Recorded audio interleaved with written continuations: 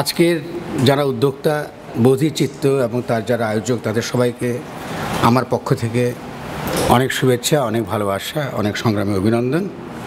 আমাদের আজকের সভাপ্রধান যিনি আছেন আমার আপা নাসরিন, তাকে আমার পক্ষ থেকে ভালোবাসা, স্নেহ, শ্রদ্ধা এবং সবচেয়ে বড় আমাদের বদরুদ্দিন উমর আমাদের সকলেরই প্রিয়, আমাদের সকলেরই শ্রদ্ধা, সকলেরই ভালোবাসার পাত্র। তার সঙ্গে একই সভায় আসা আমার জন্য সৌভাগ্যের এবং আনন্দের দুটোই, এবং তার কথা শোনার জন্য আমি বেশি আগ্রহী নিজে কথা বলার চেয়েও। আর এছাড়া আছে আমাদের কমরেড খালিকুজ্জামান ভাই, আমার দীর্ঘদিনের আমাদের বন্ধু, আমাদের বাংলাদেশের বামপন্থী আন্দোলনের একজন অত্যন্ত গুরুত্বপূর্ণ ব্যক্তিত্ব। তো তাদের সঙ্গে দাঁড়িয়ে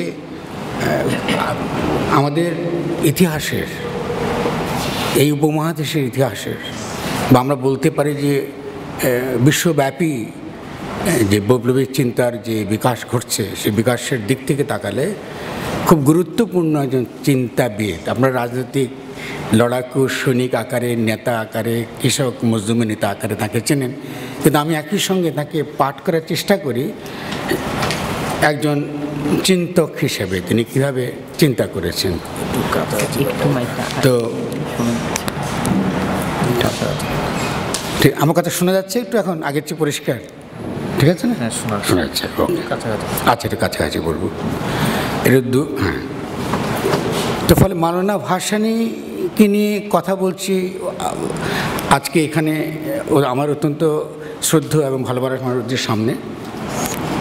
এটা আমার জন্য খুবই অত্যন্ত আনন্দের। ফলে আমার যেই কথাগুলো আমি বলবো, সেই কথাগুলো মূলত মাওলানা ভাসানী নতুন কিছু চিন্তা করেছিলেন কিনা, যেটা আমরা হয়তো বুঝতে পারিনি, পুরোটা হয়তো ভুল বুঝেছি, কিংবা তার সেই চিন্তা তিনি যখন প্রস্তাব করছিলেন, সেই চিন্তাটা বোঝার সময় আমাদের মধ্যে যে সকল অনুমানগুলো কাজ করেছিল, আমরা যেভাবে পড়েছি, ইতিহাসকে যেভাবে পাঠ করেছি, আমাদের কেউ একটা মার্ক্সবাদী, লেনিনবাদী, মাওবাদী ধারা থেকে তাকে পড়েছি, একটা বৈপ্লবিক কর্তব্যের জায়গা থেকে তাকে বিচার করেছি, আমাদের দেশের শ্রেণী সংগ্রামের মধ্য দিয়ে তাকে আমরা বিচার করার চেষ্টা করেছি। আরেকটা পক্ষ যারা এই দেশে ধর্মের জায়গা থেকে, বিশুদ্ধ ইসলামের জায়গা থেকে তাকে বিচার করেছেন, তার পক্ষ থেকেছেন, তার নিন্দা করেছেন, তাকে নাস্তিক বলেছেন একসময়, কাফের বলেছেন একসময়, আবার একই সঙ্গে তার পাশেও তারা থেকেছিলেন, এবং তাদের কথাও মাওলানা ভাসানী তার জীবনে বিভিন্নভাবে তাদের কথা বলেছেন, তাদের প্রতিনিধিত্ব তিনি করেছেন। ফলে এই যে দুটো বিভাজন, দুটো ক্ষেত্র থেকে তাকে আমরা দেখেছি যাবৎকাল। প্রথম প্রশ্নটা আমার মনে জেগেছিল যে এই দেখার এই পদ্ধতির মধ্যে কোনো গোলমাল আছে কিনা।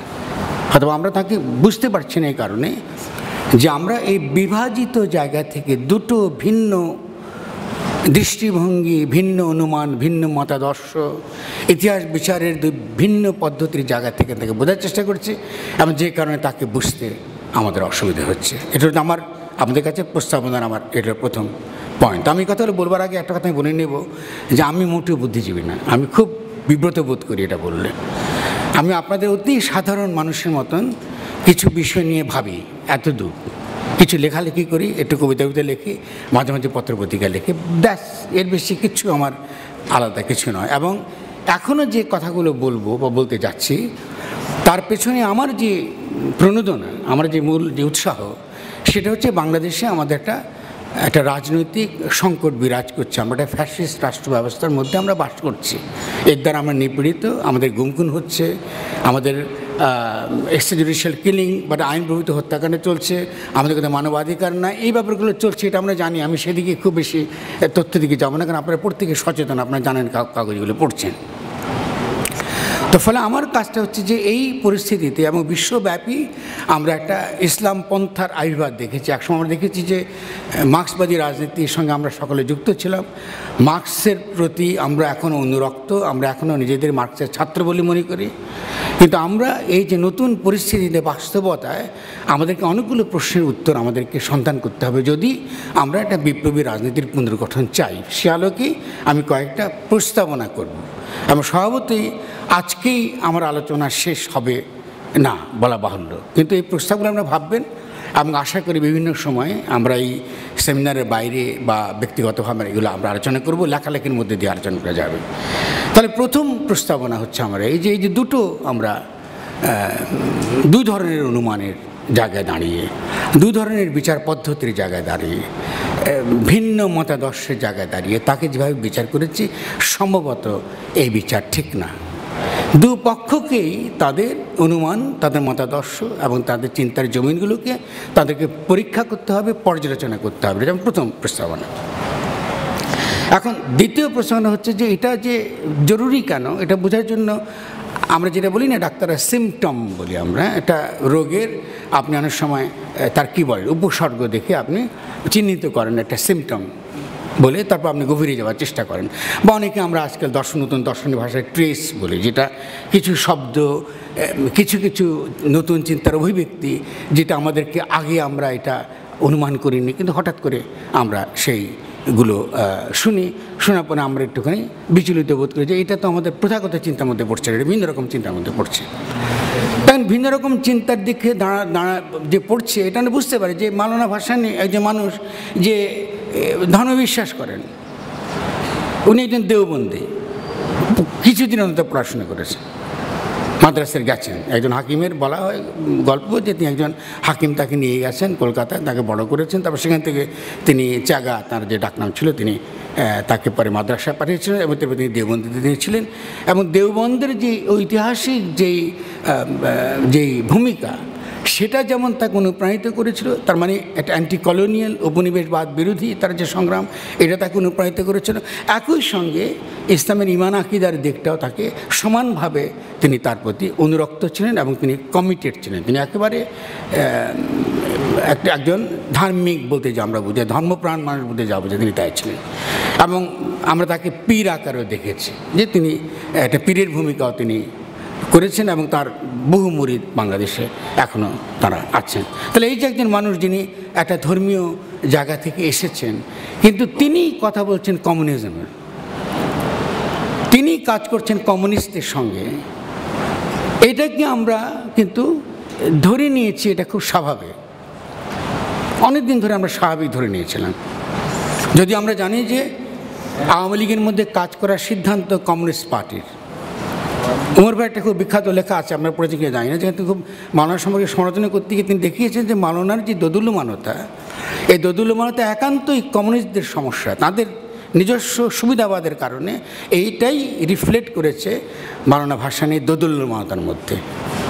আমি আপনাকে বলবো যে সে লেখাটা পড়তে আমি জানি হয়তো উমরান এটা হয়তো আলোচনা করবেন, আমি ওদিকে যাব না, ওটা আমার বিষয় না। আমি ধরে নিচ্ছি যে একটা শ্রেণীর আলোচনার দিক থেকে সেটা ওমর ভাই করেছেন এবং এটা খুব গুরুত্বপূর্ণ আলোচনা। আমি বলছি যে আমাদের কাছে প্রশ্নটা ওঠা উচিত যে একজন মানুষ যিনি ধর্মপ্রাণ, তিনি কেন কমিউনিজম কথা বলেন, তিনি কেন মেহনতি মানুষের সংগ্রামের কথা বলেন, তিনি কেন শ্রমিকের কথাটা বলেন, তিনি ইসলামের কথা দিয়ে বলেছেন। এটা কেমন ইসলাম? এটা তো সুফিজমের সঙ্গে মেলে না, আমরা যেটাকে সুফিবাদ বলে জানি। এটা তো শরিয়াপন্থী ইসলামের সঙ্গে মেলে না, যাকে আমরা বলি হ্যাঁ মেলে কিছু ক্ষেত্রে। উপনিবেশবাদ বিরোধী লড়াই সংগ্রামে মুসলমানদের যে ভূমিকা, সেখানে নিঃসন্দেহে ইসলাম একটা ভূমিকা পালন করেছে। আন্তর্জাতিক ক্ষেত্রে বিভিন্ন সময় বিভিন্ন উপনিবেশবাদ বিরোধী সংগ্রামে ইসলাম একটা ভূমিকা পালন করেছে। কিন্তু ভাসানী একটা ইন্টারেস্টিং তার যে তিনি সারা জীবন শ্রমিক, কৃষকের, মেহনতি মানুষের কৃষকের তিনি আন্দোলন করেছে। সেখানে তাহলে ইসলাম এই ধর্ম যেটাকে বলি, ইসলাম একটু উদ্ধৃতি আকার রাখছে, যেহেতু একাট্টা ইসলাম বলে কোনো ইসলাম নাই। ফলে এই ইসলামটা কেমন ইসলাম, এটা কী ধরনের ইসলামের কথা তিনি বলছিলেন? তিনি কি এমন কোনো নতুন বয়ান তৈরি করার চেষ্টা করছিলেন যেখানে কমিউনিজমের সঙ্গে বা শ্রেণী সংগ্রামের ধারার সঙ্গে, ঐতিহাসিক ধারার সঙ্গে তিনি তাকে গ্রাউন্ডিং যেটাকে বলে, যে ইসলামকে সেই ভিত্তির উপর তিনি দাঁড় করাতে চেয়েছেন? প্রশ্নটা এরকম। এই খোলা মনে যখন আমরা তাকে পড়ি, তখন তার আরেকটা দিক আমাদের কাছে ধীরে ধীরে উন্মোচিত হতে শুরু করে। এবং যখন শুরু করে তখন আমরা তৃতীয় আরেকটা প্রশ্নের দিকে যাই। সেই প্রশ্নটা অনেক ডিপ এবং অনেক ফিলোসফিক্যালি অনেক বেশি সমৃদ্ধ। সেটা হলে যে তিনি যখন চিন্তা করছিলেন, যেসব ক্যাটাগরি বর্গকে কেন্দ্র করে তিনি চিন্তা করছেন, সেই ক্যাটাগরিগুলো একদমই নতুন। একদমই নতুন। আমি আমার প্রস্তাবনা হচ্ছে একদমই নতুন। আপনারা বলতে পারবেন যে আদৌ নতুন কিনা, সেটা আপনারা নিজেরা বিচার করে দেখবেন।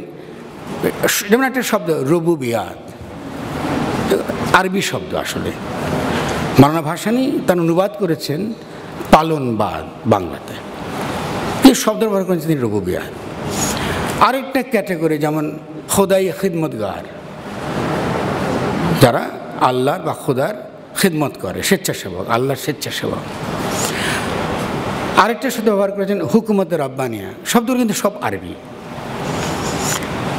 এই যে পরিভাষা তিনি ব্যবহার করছেন এদেশে, যেহেতু ইসলাম একটি ধর্ম, তার একটা ডমিনেন্ট, তার একটা ভূমিকা আছে, এবং একই সঙ্গে ইসলাম তার নিজস্ব কিছু পরিভাষা তৈরি করে, এবং সেই পরিভাষাগুলো এদেশের মেহনতি মানুষের, নিপীড়িত মানুষের, মজলুম মানুষের পরিভাষার অন্তর্গত। আমাদের মতন শিক্ষিত যারা, আমাদের কাছে কিন্তু হুকুমতে রব্বানিয়া খুব অস্পষ্ট একটা ধারণা, কারণ আমরা আরবি ভাষা জানি না। এবং এই শব্দটা একটা নিপীড়িত মজলুম কৃষককে যেভাবে অনুপ্রাণিত করে, কীভাবে অনুপ্রাণিত করতে পারে, তার আবেগের দিক, তার সাংস্কৃতিক দিক সম্পর্কে আমরা মোটেও সচেতন নই, কারণ আমরা পশ্চিমা শিক্ষায় শিক্ষিত। আমি মনে করি এই ধরনের ইসলামী পরিভাষা ব্যবহার করাটাই একটা পশ্চাৎপদতার লক্ষণ। রুবুবিয়াত আমরা ব্যবহার করছি, এটা পশ্চাৎপদতার লক্ষণ। কিন্তু আমি এই পরিভাষার বাইরেও যেটা দাবি করব, অথবা কতটুকু টেনে আমি জানি না, আপনি বিচার করে দেখবেন, সেটা এই আমরা মনে করি, অনেকে লেখায় দেখেছি যে রুবুবিয়াত শব্দটা তিনি আক্তার সোবহানির কাছ থেকে তিনি নিয়েছেন। তিনি আরেকজন পুরুষ, সেই সময়ের তিনি আরেকজন সংগ্রামী পুরুষ, অ্যান্টি কলোনিয়াল লড়াইয়ে খুব গুরুত্বপূর্ণ একটি ভূমিকা তিনি রেখেছিলেন। উমর ভাই আমার চেয়ে অনেক ভালো জানবে এ সম্পর্কে। ফলে ভাষা নিজেও তার লেখায় বলছেন যে আমি একদিন হঠাৎ করে আমার আক্তার সোবহানির সঙ্গে তিনি একটা ঘরে বসেছিলেন, সেখানে এই আক্তার সোবহানি তিনি সিগারেট খেতেন, এবং তার সে সিগারেট খাওয়া ছাইয়ের মধ্যে তিনি হঠাৎ করে রুবুবিয়াতের কথা তিনি শুনলেন, এবং তিনি খুব আবেগ আপ্লুত হয়ে পড়েন, তার হাতে তিনি হাত রাখেন। খুবই আবেগমণ্ডিত একটা লেখা, ভাষার নিজের লেখা, এবং পড়ে খুব ইন্টারেস্টিং। যেটাকে আমি বলছি ট্রেস বা সিমটম, আমার কাছে এটা খুবই ইন্টারেস্টিং একটা সিমটম, যে একটা নেতা যিনি দীর্ঘকাল জনগণের সঙ্গে সংগ্রাম করেছেন, এবং জনগণের সঙ্গে বিশ্বাসঘাতকতা তিনি করেছেন, বেইমানি করেছেন, এটার কোনো রকম ইতিহাস অন্তত তার জীবনে নাই। তিনি ভুল করতে পারেন, আমরা সেটা তর্ক হতে পারে সেটা নিয়ে, কিন্তু তিনি জনগণকে কোনো কারণে তিনি তাদের সঙ্গে বিশ্বাসঘাতকতা অন্য কিছু করেছেন, সুবিধাবাদী রাজনীতি করেছেন, এটা অন্তত তার কাছে। মোবাইল লেখা তিনি বলেছেন তিনি যখন 70-এ যখন নির্বাচনে যাননি, এটা আসলে বামপন্থীরা তাকে প্রভাবিত করেছিল, এবং আমি খুব কনভিন্স তার এই বক্তব্য। ফলে আমরা এক পক্ষে সমালোচনা করলে চলছে না, ফলে সেই সমালোচনা আমাদের আছি। তারপরে আমরা বলি হ্যাঁ অনেক ভুল তারা থাকতে পারে, কিন্তু এই যে সিমটম, যেটা এই যে একটা উপসর্গ, যে তিনি হঠাৎ এই আক্তার সোবহানির প্রতি তিনি অত্যন্ত আগ্রহী হয়ে উঠলেন, তাঁর দ্বারা আপ্লুত। আমি দাবি করছেন তিনি 1981 সাল থেকে এই রুবুবিয়াতের রাজনীতি করছেন, অথচ তিনি 71 সাল থেকে আমরা জানি যে 21 সাল থেকে তিনি কমিউনিস্টের সঙ্গে রাজনীতি করছেন। কমিউনিস্ট তাঁর দলে এসেছে, তারা সিদ্ধান্ত নিয়েছিল যে তারা আওয়ামী লীগ এবং পরবর্তীতে ন্যাপের মধ্যে থেকে তারা কাজ করবে, তাদের সঙ্গে তিনি কাজ করেছেন। তাহলে দেখা যাচ্ছে যে তারপরেও রুবুবিয়াতের যে ক্যাটাগরি, এই বর্গটা, এটা তিনি দাবি করছেন 1981 সাল থেকে তার মধ্যে কাজ করেছে। তাহলে হোয়াট ডাজ ইট রিয়েলি মিন, কী তিনি করতে চেয়েছেন?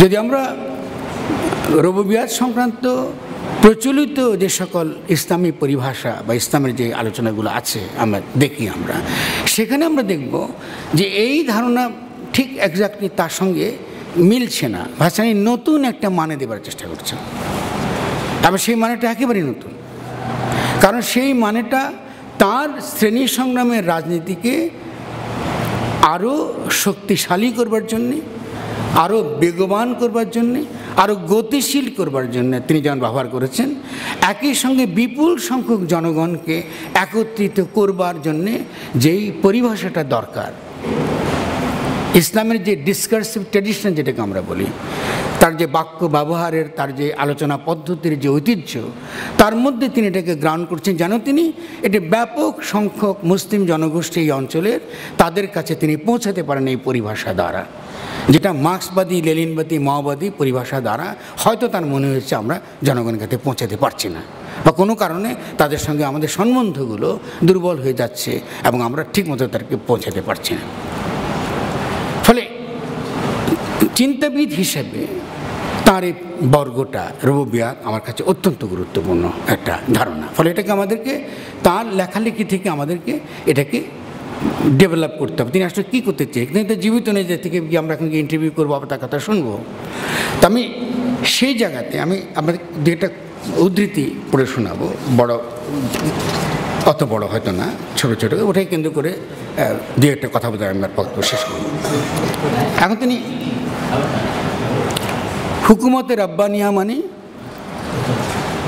রুবুবিয়াত কথাটা মানে আমি এর আগে বলেছি, তিনি এটাকে বলতেন তিনি পালনবাদ। তিনি বলতেন যে কেন পালনবাদ, আমরা স্রষ্টাকে তার মধ্যে যেই গুণগুলো আমরা তার মধ্যে আরোপ করি, যে গুণগুলো নিয়ে আমরা ভাবি, তিনি সেই গুণগুলোর মধ্যে অন্যান্য এসএম বা তার অন্যান্য সাফায়েত বা নাম যাই আপনারা বলেন না কারণ ইসলামী পরিভাষায়, এটাকে তিনি বাদ দিচ্ছেন।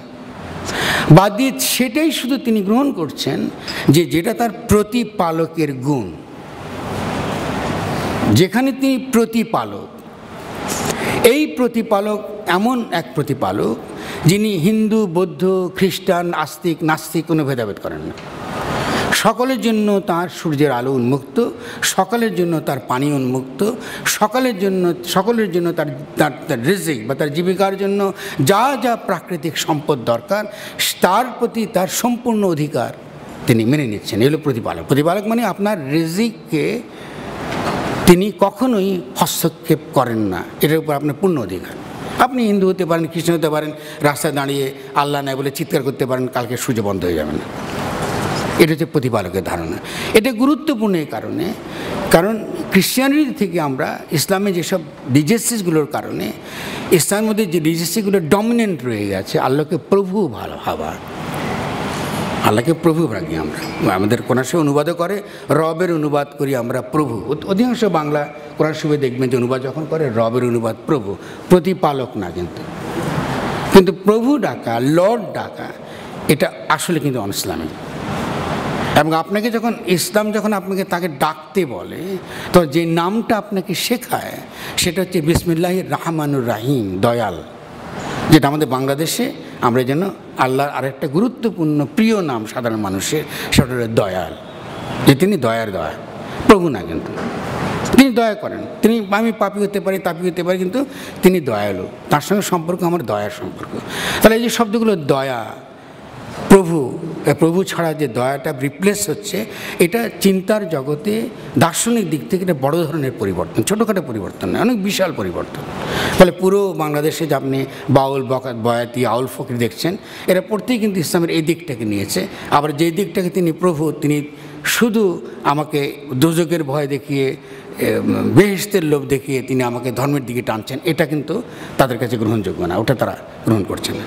তাহলে ভাসানীর রুবুবিয়াতও ঠিক তেমনি আপনার একটা ধারণা যে আপনার এটা পালন করছেন, তিনি পালন করছেন তিনি সকলকে। আচ্ছা, এখন এই যে পালন যে তিনি করছেন, এটাকে তিনি কিভাবে তিনি দেখছেন? ওকে,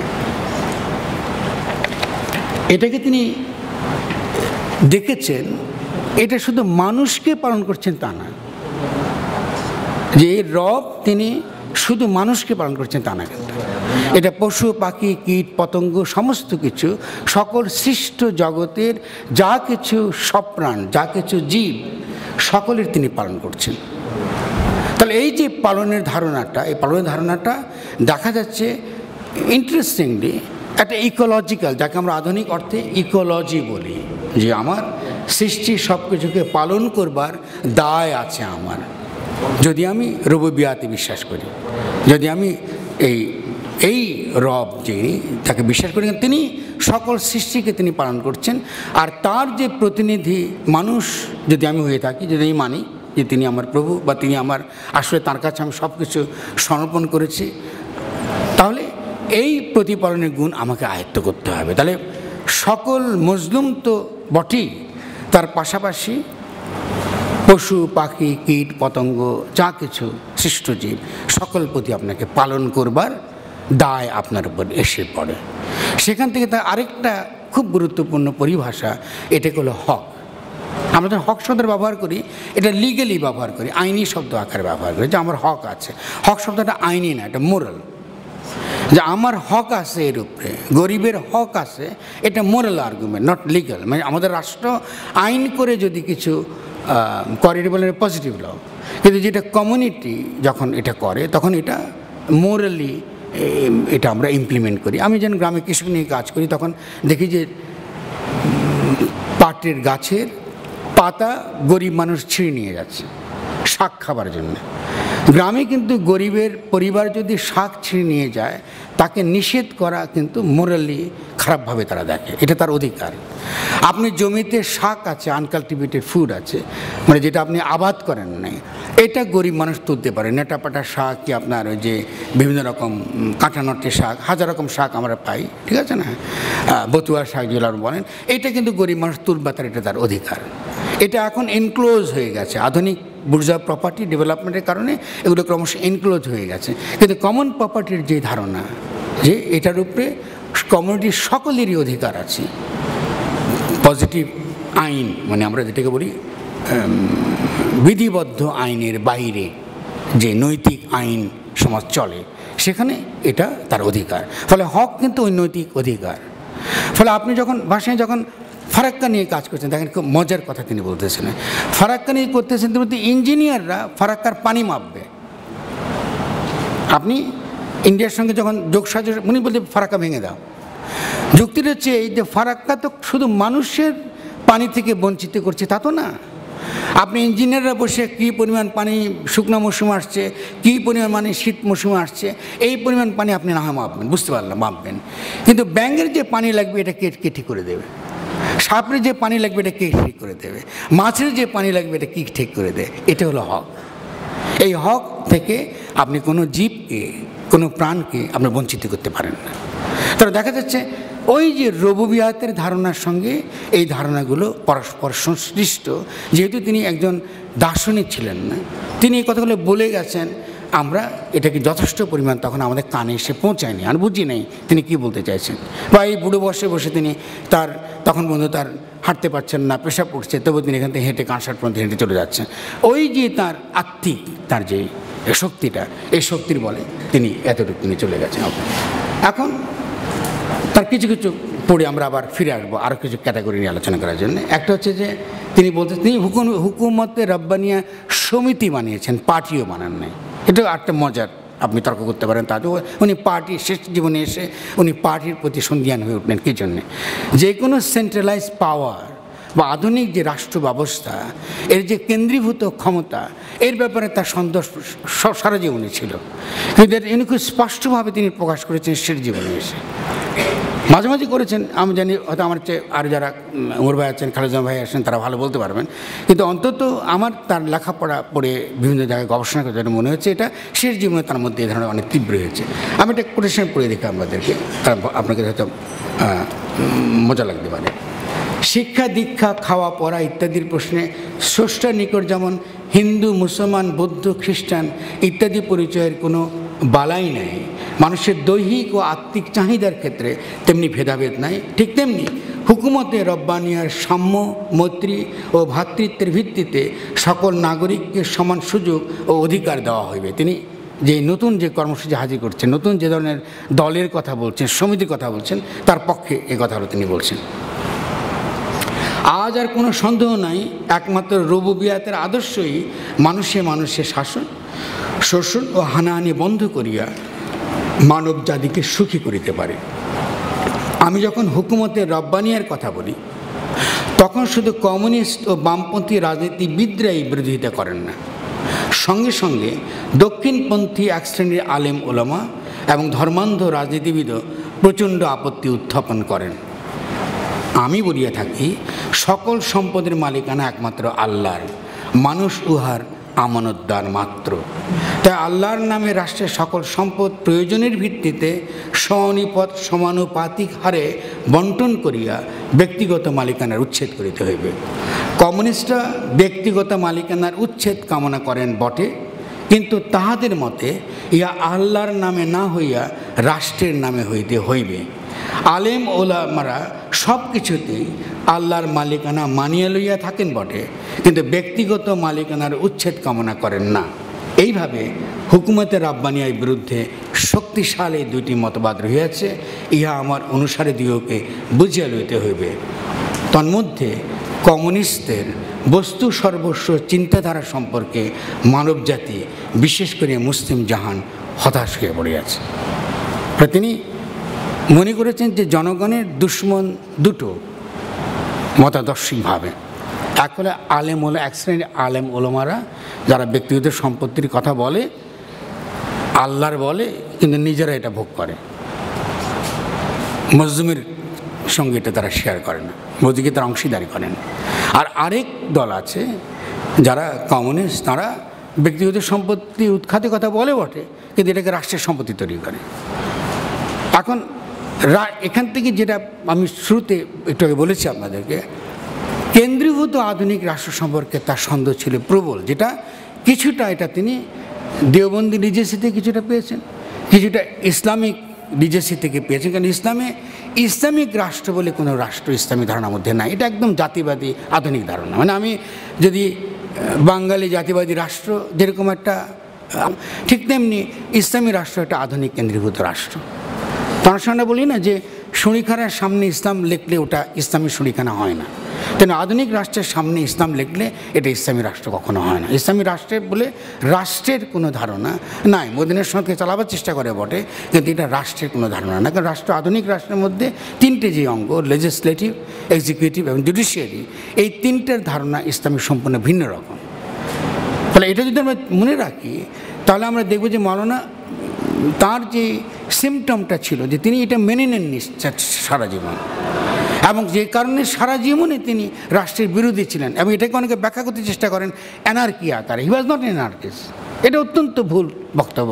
ভাসানী কখনো অ্যানার্কিস্ট ছিলেন না, তিনি সবসময় গঠনমূলক ছিলেন, চেষ্টা করেছেন গঠন করতে। কিন্তু যেসব ফিলোসফিক্যাল প্রশ্নগুলো আমরা তুলছি এখন, যে সকল সিমটমগুলো আমরা তুলছি, এটাকে আমরা দার্শনিকভাবে বিচার করবার, পর্যালোচনা করবার বা বুদ্ধিবৃত্তিকভাবে পর্যালোচনা করবার জন্য আমরা যথেষ্ট পরিমাণ প্রাজ্ঞ তখন হয়ে ওঠেনি। কারণ তখনও পর্যন্ত আমরা সারা পৃথিবীব্যাপী কমিউনিজমের রমরমা চলছে, তখনই পর্যন্ত সেটা ভেঙে পড়েনি, তখনই পর্যন্ত একটা পুঁজিবাদের যে এখন বিশ্বব্যাপী তার যে দাপট, এটা আমরা আমাদের চোখে দেখিনি। ফলে আমরা নতুন করে চিন্তা করবার কথা আমরা ভাবিনি যে আধুনিক রাষ্ট্র যেই মডেল, কমিউনিস্ট রাষ্ট্র সে একই কেন্দ্রীভূত মডেল, আর ইসলামের যে মডেল তার মধ্যে রাষ্ট্র নাই, সেখানে উম্মার ধারণা আছে, সমাজের ধারণা আছে, রাষ্ট্রের কোনো ধারণা নাই। ফলে আমরা প্রয়োজন হলে এনে আমরা আলোচনা করবো। ভাসানের মধ্যে জিনিসটা ছিল লিজেসি আকারে, এতটুকুই আমার দাবি যে তার মধ্যে ইসলামিক লিজেসি আকারে এইটা তিনি ধারণ করতেন, তিনি রাষ্ট্রকে তিনি সন্দেহের চোখে দেখতেন। এখন তার প্রশ্ন হচ্ছে যে যদি আমরা এই হুকুমতের রাব্বিনা একটা ইসলামী সমাজতন্ত্র, এটার মধ্যে ইসলামী সমাজতন্ত্রের ধারণাটা জড়িত, ওখান থেকে তিনি সরে এসেছিলেন। শুরুর দিকে তিনি ইসলামী সমাজতন্ত্রের কথা বলেছিলেন বটে, কিন্তু পরে ওই শব্দটা তিনি আর খুব কম ব্যবহার করতেন। এখন হুকুমতের রব্বানির প্রসঙ্গে তিনি আবার বলতেছেন যে কেউ প্রশ্ন করতে পারেন যে হুকুমতের রব্বানিয়া কীভাবে অমুসলমানদেরকে আপন করিয়া লইবে। খুব জেনুইন প্রশ্ন, এটা আমার অনেক বন্ধুরা করেন এবং এটা অত্যন্ত ভালো প্রশ্ন। যাহারা রুবুবিয়তের মর্ম বুঝেন না তাহাদের এই প্রশ্ন করা খুবই স্বাভাবিক। এটা খুব গুরুত্বপূর্ণ। এখন আমি যে বাক্যটা উচ্চারণ করছি, রুবুবিয়ত কোনো ধর্মের কথা নহে, it's very clear about it. তিনি কোনো ধর্মীয় আন্দোলন করছিলেন না, কমরেড এটা ভুল বুঝেছে। মৌলানা ভাসানী তার শেষ জীবনে কোনো ধর্মীয় আন্দোলনের কথা বলেন নাই, তিনি ইসলামী হয়ে যায়নি। ফলে রুবুবিয়ত কোনো ধর্মের কথা নহে, ও বিশ্ব ব্রহ্মাণ্ডের একটি স্বতঃসিদ্ধ বিধান। কারণ তিনি বলেছে আল্লাহ যদি সকলকে পালন করতে পারেন, আমরা পারবো না কি জন্য? তাহলে আমাদের তো এরকম একটা সমাজের দরকার যেখানে আমরা সকলকে পালন করব। আচ্ছা, তাই হিন্দু, মুসলিম, বৌদ্ধ, খ্রিস্টান সকল মানুষের জন্য হুকুমতের রব্বানিয়া, অর্থাৎ যে দেশে রুবুবিয়তের আদর্শ রাষ্ট্রীয় ভিত্তিতে কায়েম হয়ে আছে, কল্যাণকর বই কিছু নয়। মুসলমানদের জন্য যিনি রব বা পালনকর্তা, বিবর্তনকারী প্রভু, হিন্দুর জন্য তিনিই একই বিধানে আলো, হাওয়া, ফল, পানি, বস্ত্র, খাদ্য সবই যোগাইতেছেন। একমাত্র রুবুবিয়তের আদর্শই মানুষে মানুষে ভ্রাতৃত্বের প্রতিষ্ঠা করিতে পারে। রুবুবিয়তের আদর্শকে নফসানিয়া অর্থাৎ আমার নিমিত্ত, আমার উদ্দেশ্য, আমার লক্ষ্য ইত্যাদি দৃষ্টিভঙ্গি, মূল্যবোধ, চিন্তাধারা লুপ্ত করিয়া ফেলে। আলেম ওলামারা ও কমিউনিস্টরা দুই দিক হইতে জীবনের একই ব্যাখ্যা করিয়া বসেন, বা সূক্ষ্ম বা সঠিক দৃষ্টিতে, যা নফসিয়ানিয়াতেরই নামান্তর। তারা রুহানিয়াতের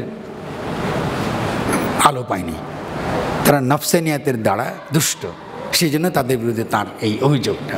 তাই নফসানিয়াত কখনো জাতি ধর্ম নির্বিশেষে সকল মানুষের সবভাবে কল্যাণ সমাধান করতে পারে না, পারিবে শুধু রববিয়াদ বা পালনবাদের ভিত্তিতে রাষ্ট্রীয় সকল সমস্যার সমাধান। এখন এগুলো ক্রিটিক করতে পারি আমরা, যে আমরা উনি একটা ওয়েলফেয়ার স্টেটের কথা হতে তিনি ভাবছেন মাথার মধ্যে।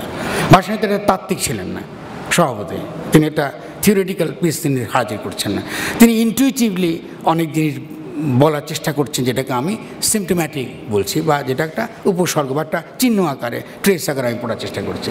তাহলে সেদিক থেকে আমরা সমালোচনা তার করতেই পারি, কারণ তিনি আধুনিক রাষ্ট্রের, আধুনিক কেন্দ্রীভূত ক্ষমতা সম্পন্ন রাষ্ট্রের তার কোনো সরাসরি কোনো লেখায় তিনি সমালোচনা করেছেন, বিরোধিতা করেছেন সারা জীবন। কিন্তু এই রাষ্ট্র কেন মন্দ, এই রাষ্ট্র কেন জনগণকে নিপীড়ন করে, এটা তিনি খুব স্পষ্ট করে তার কোনো বক্তব্যে তিনি আসলে বলেননি, মনে তো আমি দেখিনি, অথবা কিন্তু তার জীবনের স্ট্রাগল থেকে আমরা বের করতে পারি যে এই ধরনের রাষ্ট্র তার কাছে গ্রহণযোগ্য ছিল না, এবং তিনি সন্দেহপ্রবণ ছিলেন যে এই ধরনের রাষ্ট্র জালিম এবং মজলুমের যে দ্বন্দ্ব, এই দ্বন্দ্বকে এটা নিরসন করতে পারবে না। তো এখন একটা খুব মজার দিয়ে শেষ কোটেশন দিয়ে আমি আপনাদেরকে শেষ করবো। এখন মালিকানার তর্ক যেটা কিন্তু তুলছেন, ব্যক্তিগত সম্পত্তির তর্ক, এই সম্পর্কে আমার নিজের আরেকটা প্রস্তাবনা আপনাদের কাছে হাজির করে রাখি, যাতে আমরা আলোচনা করতে পারবো। যদি আমরা ভাষা নিয়েও সমালোচনা বা পর্যালোচনা করতে চাই, মার্ক্সের যে মালিকানার যে ধারণা, সেই ধারণা কি আইনি নাকি অর্থনৈতিক, এই তর্ক কিন্তু এখনও বিদ্যমান। মানে মার্ক্স যখন ব্যক্তিগত মালিকানার কথা বলছিলেন, তখন তিনি লিগ্যাল পরিভাষা হিসাবে, বর্গ হিসাবে যে তিনি সবসময় ব্যবহার করেছেন তা না, তিনি কখনো লিগ্যাল পরিভাষা আকারে ব্যবহার করেছেন, এবং কখনো তিনি ফিলোসফিক্যাল পরিভাষায় ব্যবহার করেছেন আর্লি রাইটিংসের মধ্যে, দার্শনিক অর্থে, যে ব্যক্তিগত সম্পত্তি হলো ওই যে তার বিপরীতে সম্পত্তি হারারা আছে। হ্যাঁ, আমি ব্যক্তিগত সম্পত্তি থাকার মানেই হলো নিশ্চয়ই কারো না কারো সম্পত্তি হারা হয়েছে কেউ। এটার ফিলোসফিক্যাল এক ধরনের আলোচনা করেছেন আর্লি তার লেখাগুলো, যারা ওই যে প্যারিস ম্যানুস্ক্রিপ্ট যারা পড়েছেন তারা জানেন। তার পরিণত বয়সে তিনি কিন্তু এই প্রসঙ্গে ফিরে আসেনি। জার্মান ইডিওলজিতে তিনি প্রসঙ্গগুলো তুলেছিলেন ব্যক্তিগত সম্পত্তি সম্পর্কে, কিন্তু কোনো কনক্লুসিভ তিনি কোনো প্রশ্নে আসেননি। তিনি রোমান ল নিয়ে কোথাও কোথাও মন্তব্য করেছেন, কিন্তু তার যে ব্যক্তিগত সম্পত্তির ধারণা, যেটা আমরা রিলেশনস অফ প্রোডাকশন আকারে এখন বুঝি, ফিলোসফিক্যালি বুঝি, এটা জার্মান ভাবাদর্শের ফিলোসফিক্যাল ক্রিটিক থেকে বেরিয়ে এসেছে। মানে জার্মান ভাবাদর্শকে তিনি দার্শনিকভাবে পর্যালোচনা করতে গিয়েই তিনি বলেছেন এটা ভাববাদী, মানে শুধু ফিলোসফিক্যাল জায়গায় হেগেলের মতন কি কান্টের মতন জায়গায় থাকলে আমরা এই সম্পর্ক বুঝবো না। কারণ সম্পত্তির সম্পর্কটা শেষ পর্যন্ত একজন কর্তা, যে সম্পত্তির মালিক বলতে পারেন, যে সে সম্পত্তি ভোগ করে বলতে পারেন, আর তার বাইরে হ্যাঁ সম্পত্তি আকারে, বিষয় আকারে যেটা হাজির থাকে, উভয়ের সম্বন্ধ। জার্মান দর্শনে এই তর্কটা ছিল সাবজেক্ট অবজেক্টের প্রশ্ন আকারে, যে সাবজেক্ট এবং অবজেক্টের মধ্যে সম্পর্কটা কি, এই প্রশ্নটাই মার্ক্সের মধ্যে ফিলোসফিক্যালি নিরসন হয়েছে, যে এটা শেষাবধি এটা উৎপাদন সম্পর্কের প্রশ্ন, যে আমি যখন কোনো বস্তুর সঙ্গে আমার যে সম্বন্ধ হয়, সেই সম্বন্ধের মধ্যে আমরা একটা উৎপাদন সম্পর্ক সেখানে তৈরি হয়, এবং সেই তার পুরো ক্যাপিটাল শুরু থেকে এখান থেকে শুরু হয়েছে। এখানে কমোডিটির ধারণাটা এসছে ব্যক্তিগত সম্পত্তির থেকে, যে ব্যক্তিগত সম্পত্তি আছে বলে কমোডিটি উৎপন্ন হতে পারে। যে আপনি কোনো একটা গাছ থেকে যদি ফল পাড়েন, তাহলে গাছ তো আপনার কাছে টাকা দাবি করে না স্বভাবতই, কারণ গাছের মধ্যে আমিত্ব নাই, সে সাবজেক্ট না, সে কোনো কর্তা সত্তা না। কিন্তু আপনি একটা কর্তা সত্তাকে হাজিরি করছেন, এটা হিস্টোরিক্যালি হতে পারে, ইকোনমিক হতে পারে, যে আমি আমি একজন কর্তা, ফলে এটা আমার। তাহলে আমির আবির্ভাবের আগে তো ব্যক্তিগত সম্পত্তির আবির্ভাব সম্ভব না। কারণ আমির কী করে আবির্ভাব হয়েছে এটা তিনি ধরে নিয়েছেন, এই উত্তরটা হেগেল তার ফেনোমেনোলজি অফ দ্য স্পিরিটে দিয়েছেন, এটা মার্কস ধরে নিয়েছিলেন। এবং ধরে নিয়ে তার পরবর্তী তিনি এটাকে আর ফিরে যাওয়ার প্রয়োজন মনে করেন নাই, এবং এই সংক্রান্ত তর্কগুলোকে তো তিনি মনে করেছেন ভাবাদর্শের মধ্যে কম বেশি মীমাংসিত।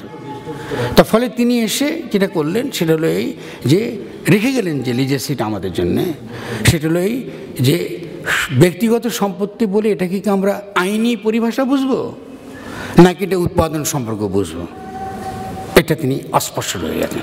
ফলে ভাসানীর মধ্যে সেই দুর্বলতাটুকু বা আজকের কমিউনিস্ট আন্দোলনের মধ্যে সেই দুর্বলতা আজ পর্যন্ত ডমিনেন্টলি বিদ্যমান। আমরা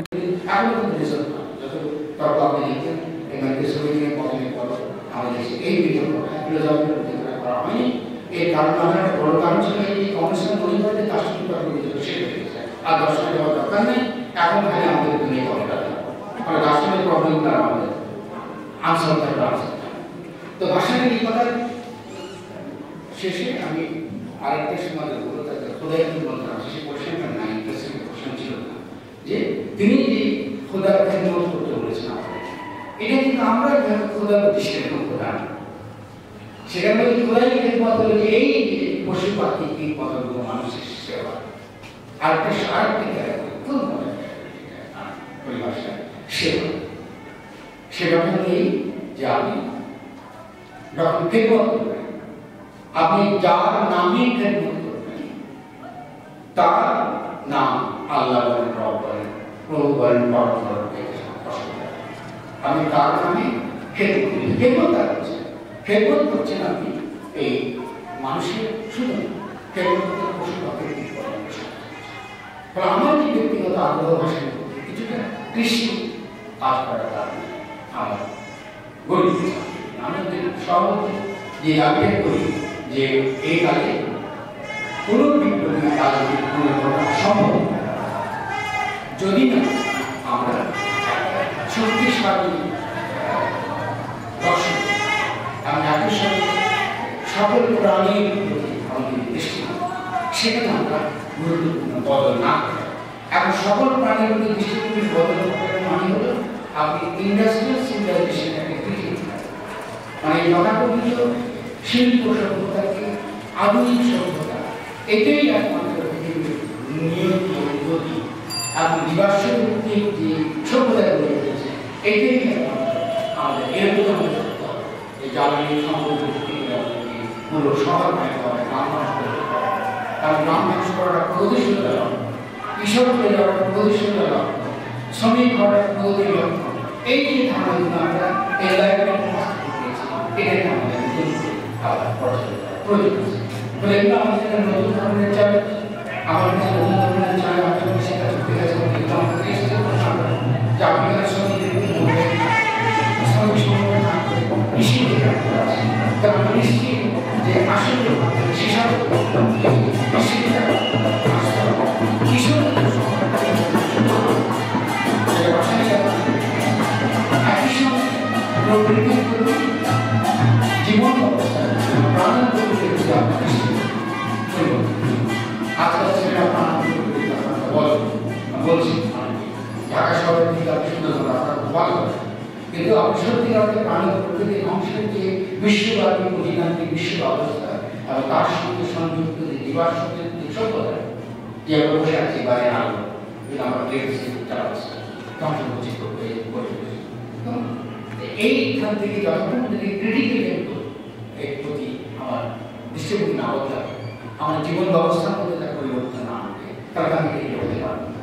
তার শেষ কথা ভাষানিক একটা জীবন ব্যবস্থা, নতুন ধরনের জীবন ব্যবস্থার আন্দোলন তিনি করেছেন এবং তার গ্রামের সংঘর্ষে থাকাটা নিচুকে একটা শখে বসে গেছিলেন বা তিনি গরিব করে ছিলেন না, কারণ তার খুব ভক্ত ছিল, তাকে পছন্দ করে বহু তিনি ইচ্ছা করে যে কোনো শহরে খুবই সকল ফ্যাসিলিটি তিনি থাকতে পারেন, কিন্তু এই ব্যবস্থা বিরুদ্ধে তার একটা সক্রিয় তার বিরোধী, কারণ এই বিরোধীতেই তাকে সন্তোষে থাকতে তার প্রয়োজন করেছিল, উৎসাহিত করেছে।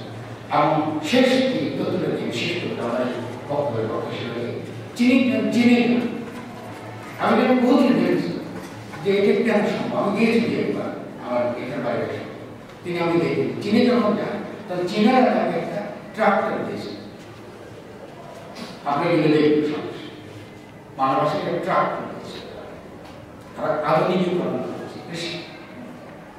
বাংলা ভাষা সেই ট্রাক্টর ছিল এটা কি জাস্ট কম্পেয়ার করবে, এটা ডিপ ফিলোসফিক্যাল বিশ্বাস থেকে তিনি মনে করতে এই মেকানিজেশন, এই যে ফসিল ফুয়েল ভিত্তিক যে মেকানাইজেশন হচ্ছে এটা প্রকৃতি প্রাণ ধ্বংস করবে।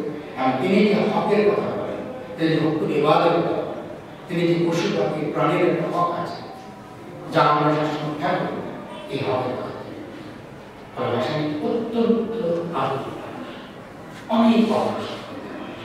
এবং আমরা দুর্ভাগ্য বিগত অবস্থায় তাকে ঘনিষ্ঠভাবে এইসব বিষয়টা করা শুরু করেন পাই। আশা করি আপনি যারা আমার কথা শুনেছেন তারা তাকে মনোযোগের সঙ্গে বুঝবার চেষ্টা করবেন এবং বুঝার উপাদানটা বিশ্বাস করবেন। তার সম্পর্কে যেসব আদিবাদী লেখা হয় যে লাভ হবে এই সমান মাপের মানুষ সারা পৃথিবীতে অনেক বড় মাপের মানুষ, শুধুমাত্র তিনি লড়াই করবেন একই সঙ্গে অত্যন্ত বড় চেষ্টা আমাদের সবার আশা করি প্রশ্ন